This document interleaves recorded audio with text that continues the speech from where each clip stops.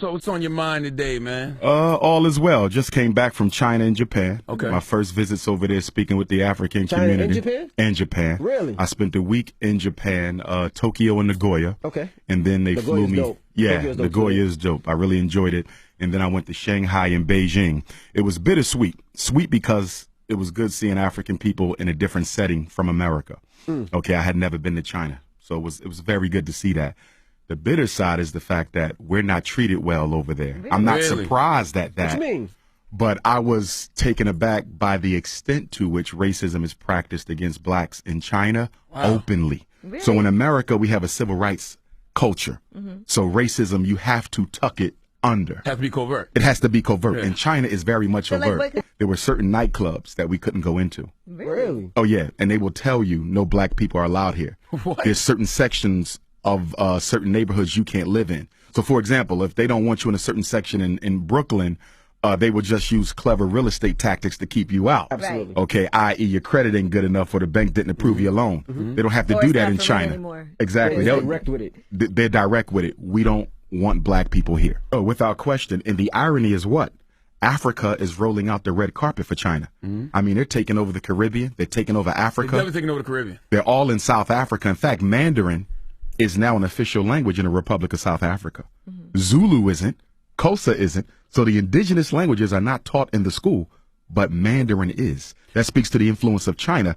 But they don't roll out the red carpet for us in China. We're the first to build every civilization everywhere. So I don't care if you're in Mexico, if you're in Europe. Who were the first Europeans? The Grimaldis of Africa, who migrated 20 to 40,000 years ago, and in the process of climatology, lost the pigmentation, the deep pigmentation that we have. So no matter where you go, we were the first people there. Is there any place in the world we can go and not experience racism? No, not at all. Even the Because- Caribbean? Not even in the Caribbean. In fact, when I was in Jamaica, I keynoted the Garvey celebration last summer, Ocho Rios. The Chinese pretty much own Jamaica. I mean, the Jamaican government is giving them concessions, land concessions. They're building hotels, beach resorts. They're building 2 schools for the Jamaicans.